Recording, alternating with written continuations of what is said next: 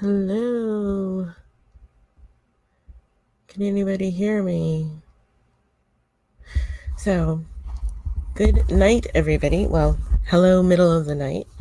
I am the streaming consciousness, and tonight, the consciousness being streamed has to do with the exciting, the amazing, the deeply intense. I gotta say,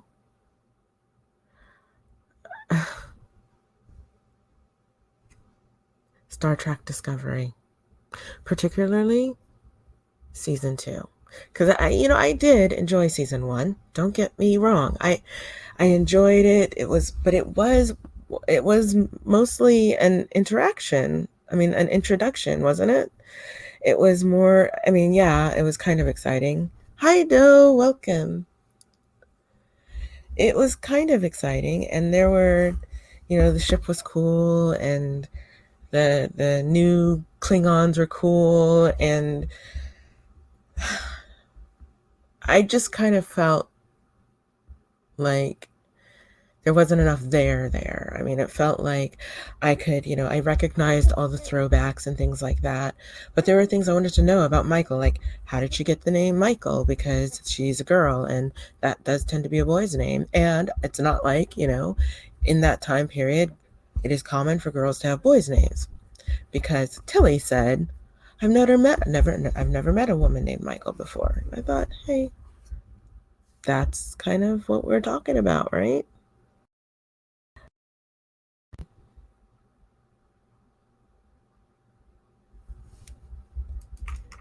So anyway, we so we get through I got through season 1, and I enjoyed it. I watched it twice because, I do that. The complication is that I wanted more. Lorca didn't make it back from the parallel universe. Hi, Late Laugh. Welcome. And then in season 2, you had the introduction of the Red Angel. The concept of a deeper look at Michael's family life. Was it related to Spock and Sarek and Amanda? And you had also her I don't know, it was just good. It was just good. I don't know. But it did feel that way. It felt really good. One of the big things, of course, I love representation, and representation is super important to me. But one of the big things that I really kind of have always liked about this show is that it looks like the country. It looks like when I go outside, I see people of all sorts. So it was cool to find a bridge where, there are people of all sorts and different types, which is not something that you always find, because generally, especially in sci-fi, but generally speaking, in TV shows where there's a darker skinned Black woman in it, there's only her, and she tends to be off to the side somewhere that's easy to cut out of the shot if necessary. She's also off to the side of the story, so there's that. But with this show, you have a Black woman who is at its center. But you also have some peripheral characters who are also Black. You have, and different though. So you have Owo, who's from Africa, obviously, some kind of African name, but I wish I knew if it was Nigerian or what. Anyway, Owo, you have her. She's from Africa. Totally different look from Michael. You had there's a doctor somewhere. in there, Doctor, whose name I cannot remember. She gets a couple of nice moments. Then you have like her mother, and I'm just like, I don't think I've seen just randomly people who are like didn't really who aren't like closely linked together, so many black women in the same space in a television show. So that was kind of cool. That was nice for me. I was like, yay, I get to see people who look like me. Plus, I get to see some of my favorite actors who, Sonequa Martin, I've loved her since I saw her in The Good Wife. And I thought she was special. I thought there was something special about her. And I was just like waiting, hoping that one day she would get her shot. And she did. Yay. Um, and then there's the relationships between people. I love seeing Michelle Yeoh and Sonequa Martin. I should say Michael Burnham and Giorgio. Oh gosh, Giorgio, the Empress, is so much fun. She is so much fun. Every time she comes walking in, and I kept thinking every time I saw her, I thought, Michelle, Michelle, Michelle, Michelle, Michelle, you must be over the moon. Because here she is, a woman of a certain age, a woman with a certain type of accent, and she has not been seen very much in years. But she got a kick ass role on a kick ass show being a kick ass woman who is also funny and brilliant and ambitious and completely amoral, which, should some of those I know should be bad things, and they are, but they make her so much fun to watch. So there's that whole thing. Um there is also the ship, which I like it. It's sort of sleek, right? And I know that when we see the Enterprise, we're like, oh, it's the flagship. It's so amazing. But I'm like, you guys have a spore drive. What are you talking about? That ship is so amazing. The Enterprise is okay, but you have a spore drive. But then, Rebecca Romaine and Anston Mount as Captain Pike, as number one and Captain Pike, respectively. Hot diggity dog. Okay, I was thrilled to see Anson Mount. I mean, because I'd watched him just recently. Finished watching, took advantage of Disney Plus to finish. Well, was it Disney Plus? No, I think I saw it on Hulu. But I saw him on as Black Bolt on Inhumans, and I thought, oh, he's kind of pretty. And I've seen him in other stuff. I think I have liked him. Yeah, he's good. Um, but then as Captain Pike, he is a revelation. I'd only ever really seen him in just kind of small, kind of not that interesting roles. And Black Bolt was a decent role, and it gave him a decent amount to do, but he had to do just about all of it without speaking, which he did good. He made a meal of it. It was awesome. But him, oh, so pretty. Him, hi Ruben. When he first got onto the bridge and his records went up and he starts talking about them. I don't know, I still am not sure because I got the sense that all of his records weren't supposed to kind of spring up that way. Um, and he just made the most of it. He's just like, hey, this is me. This is who I am. And, that F there and everything, including that F there and such. And I thought he had a very good way of talking to the crew.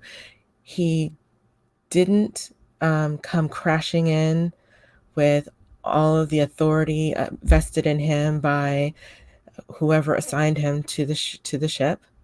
He was deferential to I'm not going to remember his name. Saru, and he just kind of he eased in, but you could tell that the deference had nothing to do with lack of confidence.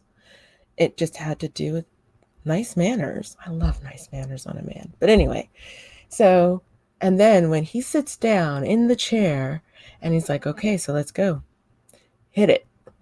It was cool. It was just a very cool moment.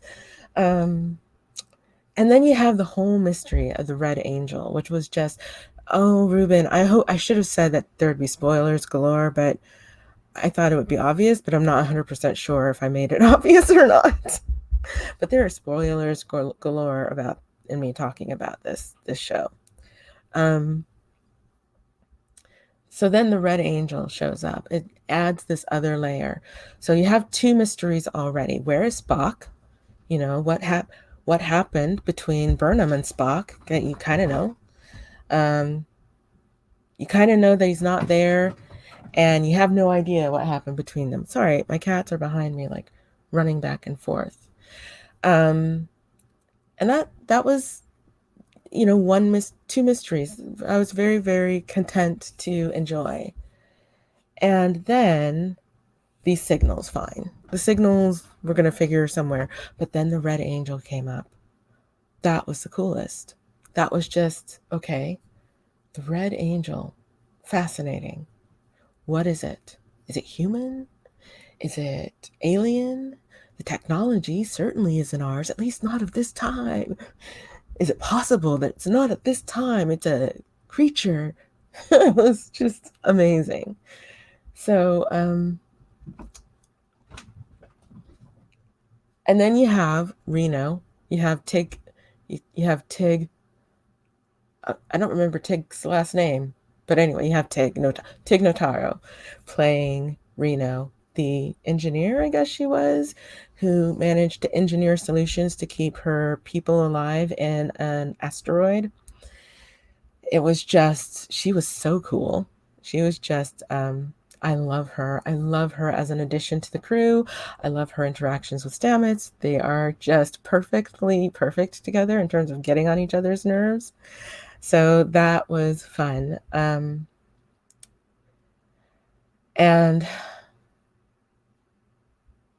all of the stuff, you know, the questions about control and the questions about Spock and what happened to him and where did he go and what happened between Burnham, they are very satisfactorily resolved.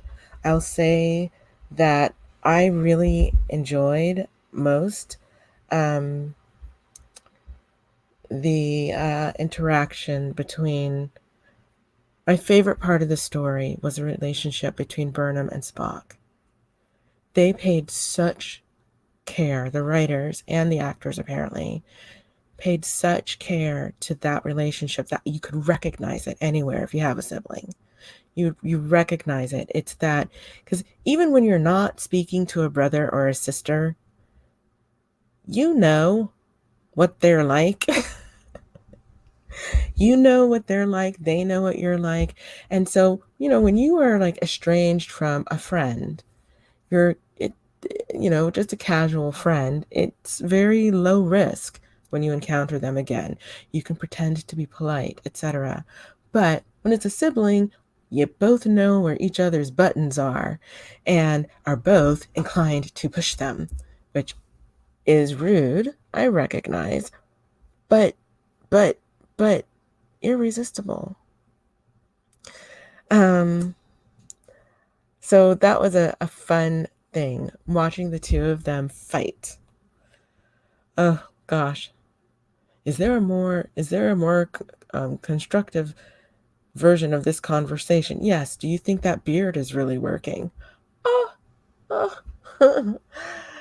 It was awesome.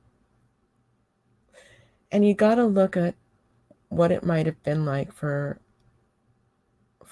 Michael to grow up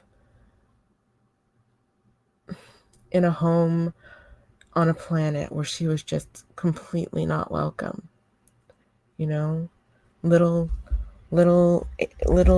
human girl in a completely trying to think of the word, Vulcan environment, inhospitable Vulcan environment, I should say. Now I'm going to try to get some distance, because that's the thing I do not have from this show. I have no distance. And usually when I watch something, I can practically think a review in my head as I get through it. Season 1, exciting, unexpected, great fan service, almost too much. Just, but this was, it was about family. It was about connection and how connectedness comes about, and how connection between two people is broken and how it's rebuilt. And why. That there's a moment after, okay, I'm not going to say who. Okay, I know I've given a lot of spoilers, and I probably will continue. But a certain doctor goes to the Admiral, who we know from last season is a psychologist, asking for advice. And she tells him that love is a choice. That's some deep serious for a sci-fi show. That love is a choice. And while it could be just a throwaway line, you see that choice made over and over and over again throughout the season. You see the love that Amanda chose to give Michael as a child. You see the love that, although they, were definitely had a relationship and breakdown. Hi, Ralph. You see the choice that they make, Michael and Spock, to love each other again, actually. You see the love that Pike chose for the Federation, really, for Federation, for civilization, etc. There are just these little moments in which love is chosen kind of all over again. You see Michael's mother choose love, choose in that moment to reconnect with her daughter. I'm talking about Discovery. the second season of Discovery. I cannot talk about Picard. I am really doing my best to wait until it's all over. When Picard is all over, I am going to binge watch the entire series. It remains to be seen whether I'll be able to do that. You haven't seen Discovery?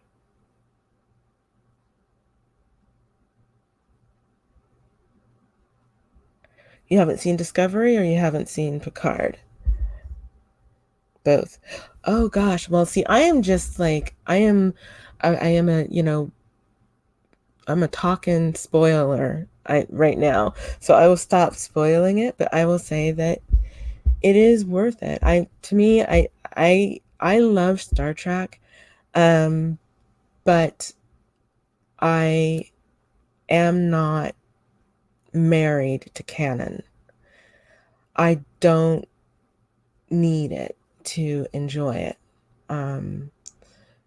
So that this show is, they've done some fan service where you get a lot of, hey, look, don't you remember this from that episode? Or remember this organization kind of thing. It's cool and it's fun, but I don't need it, and I don't need it in order to find something enjoyable. I'm on its own merits. Season 2 of Discovery is very, very good. It is very, very good. It is what I kind of wanted Voyager to become, but they never quite got out of their way enough to do it. Because I thought it would be cool.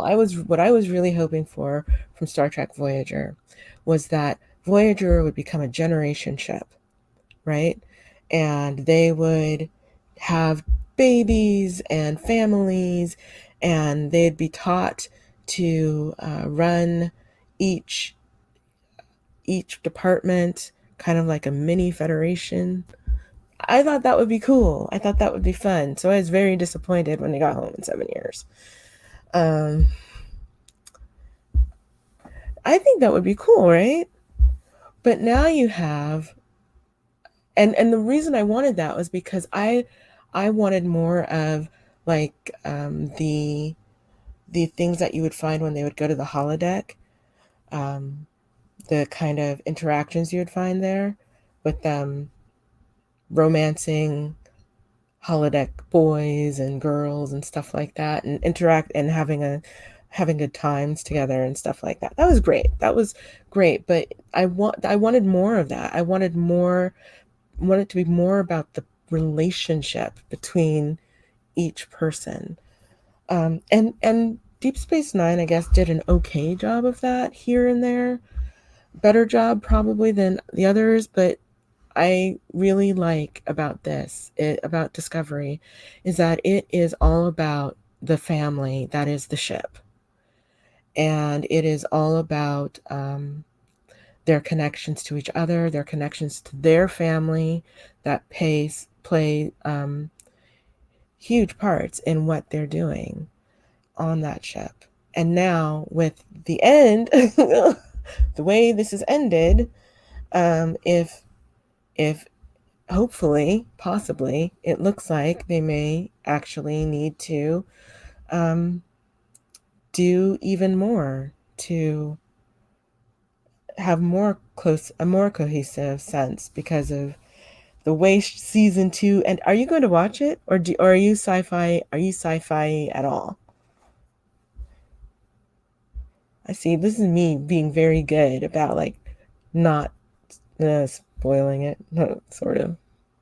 No sci-fi. Ah, how much you miss. It's so wonderful. I can spoil. Okay. So this is, so the ship is going 950 years into the future. And the crew, so Burnham is going 950 years into the future. We don't have any idea of what happens next. Because before, you've kind of been hemmed in by, you have Star Trek the movie, the new one, you have the original series, and you're kind of hemmed in by the stories that are told there. And what are you going to do? Which versions are you going to honor? And it's tricky. So, and you can't stop with the fan service with it because they're in the known. They're in the known Star Trek timeline. But now they are no longer. They are they are in the future. They are in a future beyond the future that we know about from any of the shows. So they'll be making it up as they go along, and that I find very exciting. That that just sounds very exciting to me. It'll be interesting to see what they've done.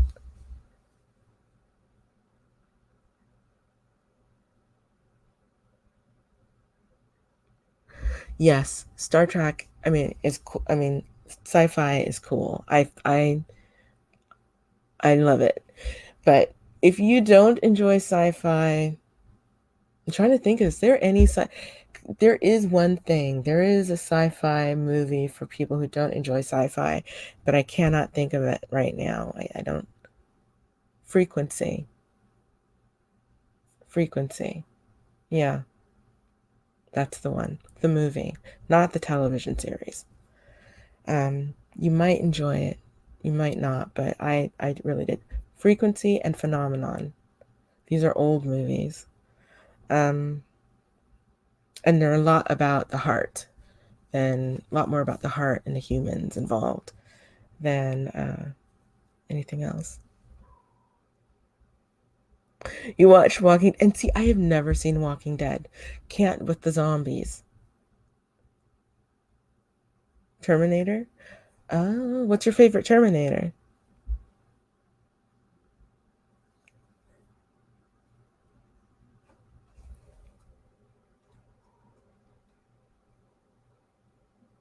Wonder and What If. Yeah. Wonder and What If. The second one. Very cool. I think I've only seen I got involved in like the Sarah Connor's series more than I did the actual the movies, the series of movies. Yeah, it takes it. It takes that. Oh, cool. Yay. I'm glad I'm not the only one because I really enjoyed the series. Hi, Naveen. You mean why it went away?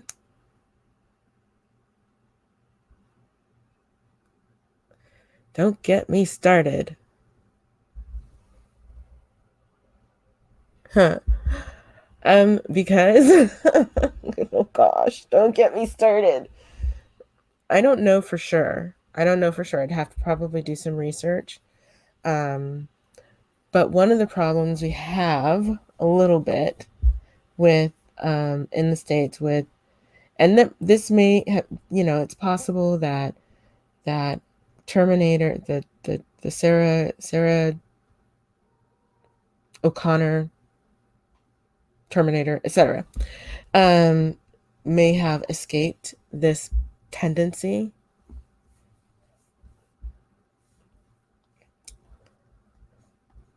Let me see. Terminator: The Sarah Connor Chronicles. Lena Headey. It went 2 seasons. And the problem that I find in a lot of shows where like female a female protagonist, it gets 1,000 times more difficult to get it renewed. I think there's an assumption that I don't think they've actually earned in terms of data that, you know, it's not going to be as well watched or it's not going to be as interesting. And we're not talking about shows or places that where people expect these shows to be hits, because you'll see the same network bring back a show that with a guy at the lead that was just mediocre, and they bring it and it's brought back more than once. But it gets tricky with women-centric stories. It gets tricky. In fact, I wasn't sure that we'd get.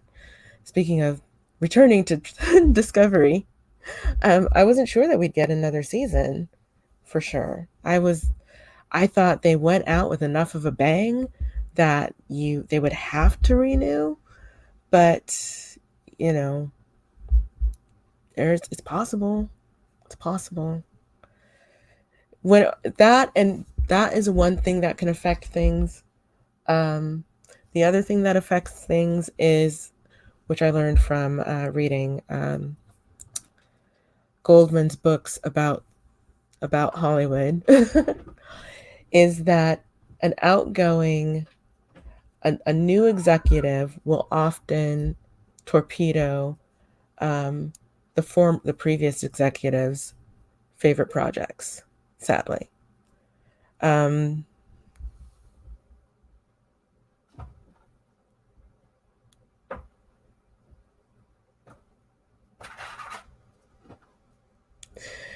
That might be true. Yeah. I think there is a hunger.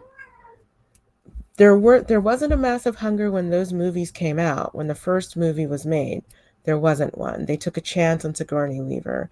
She was supposed the role was supposed to be for a man, and they took a chance on her, and because she went for it in a crazy way, you know, she just really went for it, and so they cast her, and it was a hit. Um, but unfortunately, what seems to keep happening is that they always think it's an anomaly, and it's taken a long time for them to really get their head around the idea that this isn't just a one off, because somehow they've got this, like, you know, males between 18 and 44, 18 and 25, or 14, was it 18 and 29 or something like that, their sweet spot for what they consider to be the most desirable demographic, which actually doesn't even make sense anyway, because women do most of the buying. So most of the buying power, most of the ad dollars should be directed at them. So give them stuff that they like, but you know, conventional wisdom is very rarely borne out by research. So I don't know. That's a thing. I do not know. I'm sorry for, excuse my cats. I do not know why they're running around.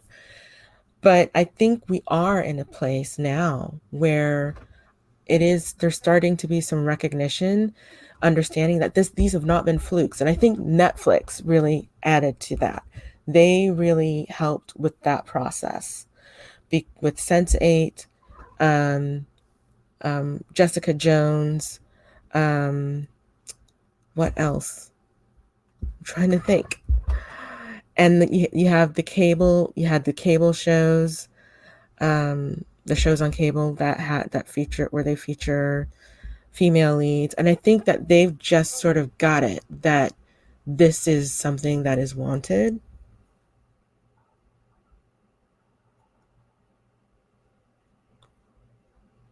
Yes. Yeah. Oh, finally, right? I've been wanting the Black Widow movie for a zillion years. Supergirl, yep. And we've just like entered this time period though, that it's starting to be a given. But when Iron Man came out, it was not a given that there would be a Black Widow movie. There was just a lot of hem and hawing. You know, if you asked Scarlett Johansson then, she wasn't getting a lot of love for that idea. You know, how long have we been watching these movies? Since like a decade, over a decade. And she was one of the original Avengers, and we are just getting a Black Widow movie. That's kind of that kind of says that things have changed in a relatively there's been a relatively strong turnaround, that they're ready, you know, really ready to do that.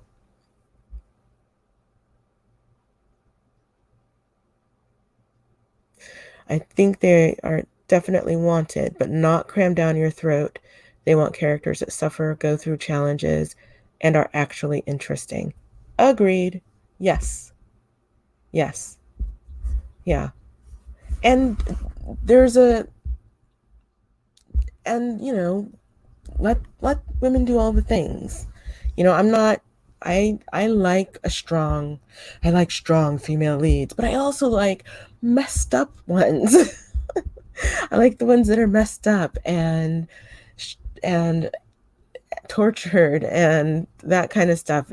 I like diversity of characters, you know, types of characters that I can root for and be interested in. Um, and it's only really crammed down your, and there is a way of doing it really badly, a way of doing it really badly. And then but it requires a cynicism, I think, to do it badly. If you have um, if you have a director for whom this is a passion project, you know, it's not about, oh wait, look, this is what the data says, oh, look what so and so did, and they really, their thing really took off. Supergirl is really hot right now. Let's get all of this is it, Wonder Woman. Oh, look what Wonder Woman did. Wonder Woman is really hot right now. Let's all do female superheroes. That doesn't work as well as when you yeah, yeah, I agree. Ruben says that so many characters are so dull sometimes, which is why I don't enjoy the new Star Wars trilogy. And because Rey was a female, she was, to me, pretty boring. And not because Rey was a female, she was, to me, pretty boring. I don't know. I haven't seen the new Star Wars. I liked them, but I'm still, very much standing for the original Star Wars movies. So for me, it was a lot about Leia and Luke and um, Han Solo. That's what it was for me. I I know I don't know how I feel about Rey. I would like to enjoy her. I'll see. I'll see if I can. I don't know. She might just be one of those characters that is a bit more understated, and I'm good with that if that's what it is. Um, but we'll see. It's hard to get representation right. It really is. I mean, I like it, but I like a lot of things actually. I'll watch just about anything, but I do like it best when we're able to have like something that's come together organically because there's a story that needs to be told and there are great characters in it which need to be served. Then I love it. Ruben says great cinematography, fun action sequences, but Ray absolutely never had challenges. It felt to me that she was forced, in my opinion. In my opinion, Kylo had the better arc. Oh, that sucks. I was I was nervous about that. Yeah, I remember Heroes. That was a crazy show. That was a crazy show. I don't know. It was, yeah, had one of my favorite actors in it. Um, and that's another thing that happens is like there's the tyranny of low expectations where and I think that it's a problem that Star Wars has always kind of had, where they've not really been willing to invest very much in their female characters. Not enough story for the actor to sink their teeth into, not enough epicness to the arc, which is good if you can, get that going. It's helpful. um, I think that they've always struggled with the women being the chick. And they did better with, Leia as an adult. But as a, grown up adult general admiral person, um, but it was it took her a long time to become an interesting character. Um, she didn't have a lot to do in the early movies.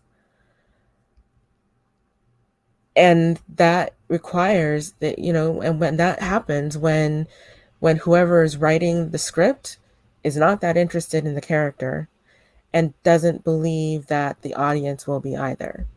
So it gets much more difficult to have a decent part that, an actor can really, bite down and sink their teeth into. Um, and again, I'm talking about Discovery, there's a lot. I mean, in Discovery, there's just so much for actors to do.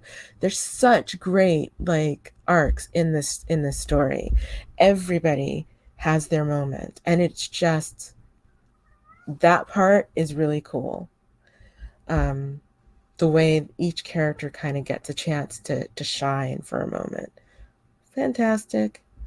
And the emotional arc of Michael and Sarek's family, Amanda and Spock, that was just, I thought, beautifully handled.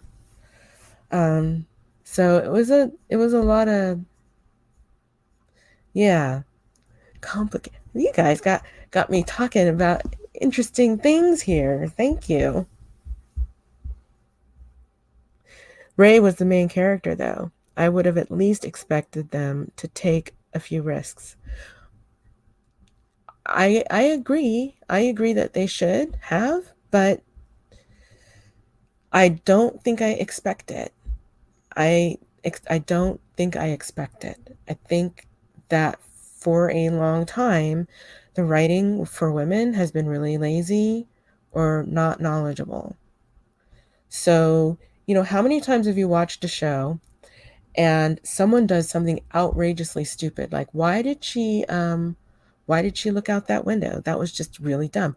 Why is she carrying Why did she leave the gun next to the bad guy? And sort of like that, well, she's the girl. So they needed the guy to have the gun. They needed they needed somebody to see, they needed the person hunting them to see movement from the inside of the house. So that meant somebody needed to move a curtain. And so there'll be plot points that require someone to do something stupid. And too often, what they would do is they would just give that to a girl because, well, she's the girl, and of course she's going to do something stupid, kind of thing. So we're not expecting the same thing from her that we're expecting from the lead actor, male. So when you have writers who are accustomed to writing kind of that way, not really writing fully engaged, fully interesting female characters. Some because not all men are able to write women. Some because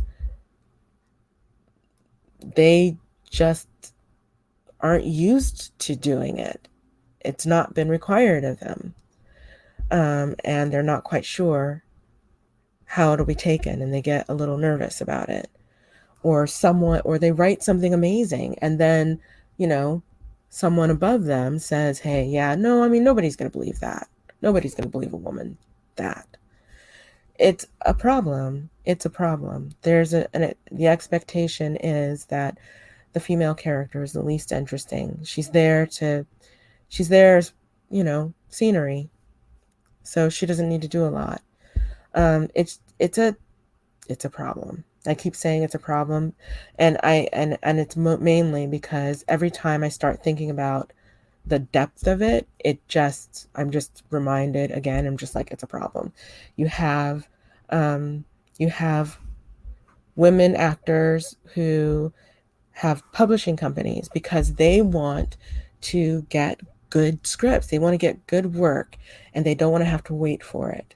They don't want to have to wait for an invitation and then, take a chance on whether or not the script they're going to be reading is any good. So what they do is they set up production companies. They make a deal with a studio, with either a studio, but usually a studio and an agency.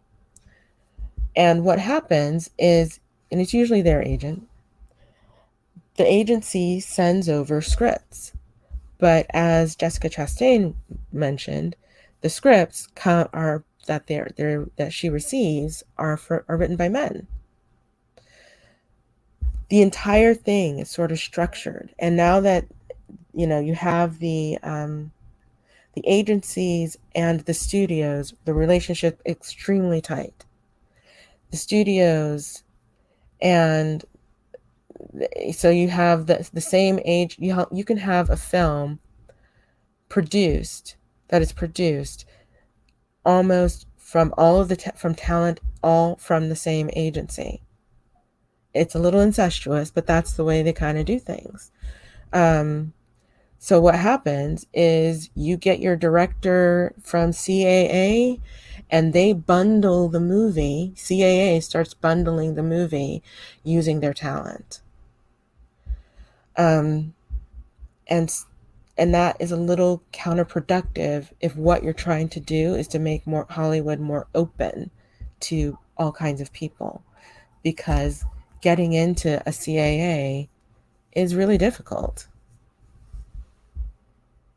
Don't you think a lot of the issues with women being seen as scenery with the fault of their own sometimes? I see this quite often where famous actresses and singers promote promiscuity. I wonder what some people expect when that's what you promote. I agree. I do see it though as the snake that bites its own tail. Um, Hollywood from almost its inception has been all about beautiful girls, an endless supply of beautiful girls hoping to be famous. Um, so you have girls. So what women learn in Hollywood learn is that the their expectation is that you have to be sexy. You have to be beautiful and sexy in order to get noticed. And maybe you went there wanting to be like, I don't know, like the world's best character actor. But what you're going to get in Hollywood, if you are not pretty, if you are not sexy enough, you're going to get girlfriend roles. You're going to be the whatever. If you're not considered someone that the casting director or can imagine people wanting to have sex with. So there, it is true that it is. So then you have women actors who are really, really concerned about whether or not they're thought sexy, because sexiness is currency. It's a job. It's getting that next job. I'll say for the Super Bowl halftime show, I was J-Lo and Shakira. Yeah, I I was fine with it. I mean, I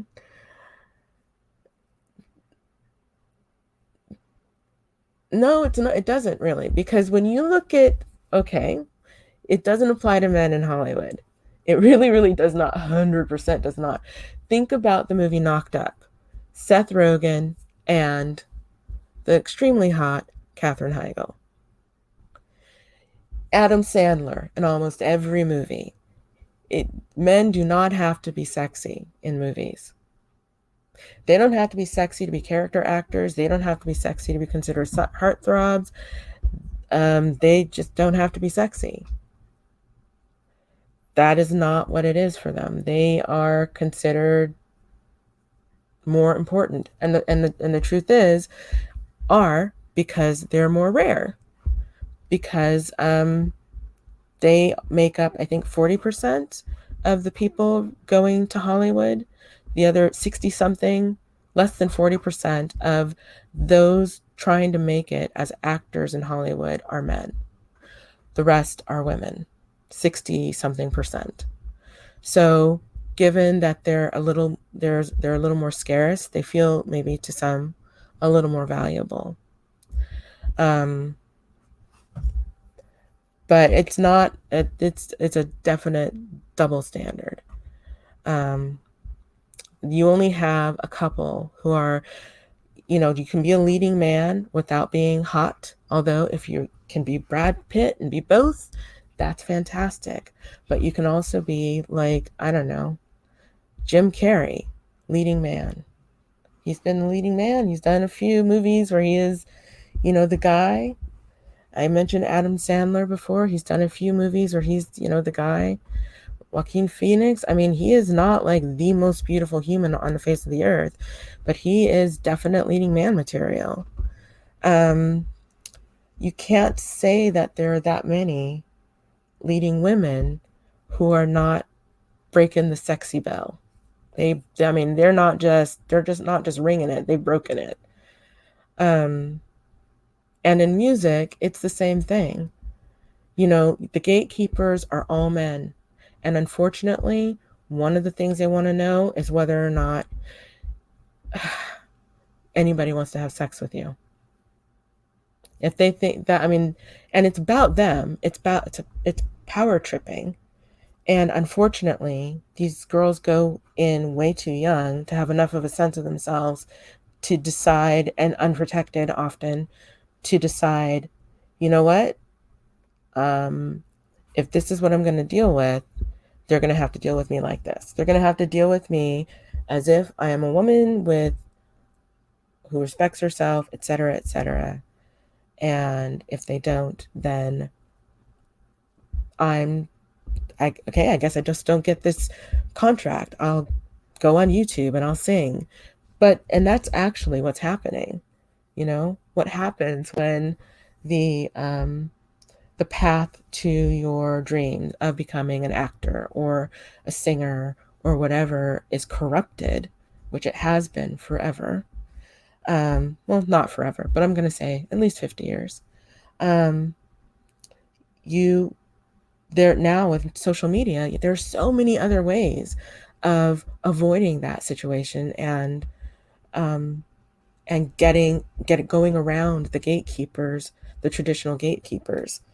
So you have girls who don't look like Shakira or J Lo singing on YouTube, who have millions of followers, um, and they and it's I think it's wonderful. I think that the internet has done something really special for as far as opportunity goes in these areas.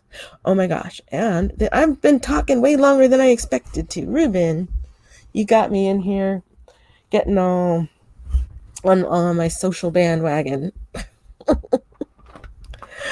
And the cats have been, that was another cat. Sorry about that noise. Thanks for stopping by, Ruben. It was great to talk to you. Hope we can talk some more soon. I'm planning to make another one of these next Wednesday or Thursday at the latest. And I hope to see you there.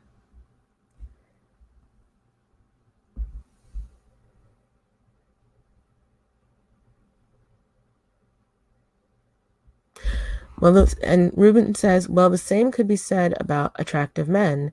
In many ways, the standard for men is you must be funny, fit, or attractive. A lot of the time, that is the case. I doubt Arnold Schwarzenegger would have made it far in his career based off of his acting career. Yes, of course, always fun to have conversations like this. Yes, it was really fun. And you're right. I just wish that that held true for women as well. That you too can be a leading lady if you are funny or fit or attractive. But unfortunately, it's not the way it works. Hi, Cosmo. I'm just I'm just about to wrap it up for the night because, I've been trying to talk around the cats for ever since I started, and I'm just not going to win. They're now under the bed chasing each other, so that's going to get noisier in another 30 seconds. uh, but hopefully, same time next week. If not, Wednesday night, Thursday night. And have a great week, everybody. This has been Streaming Consciousness. Good night.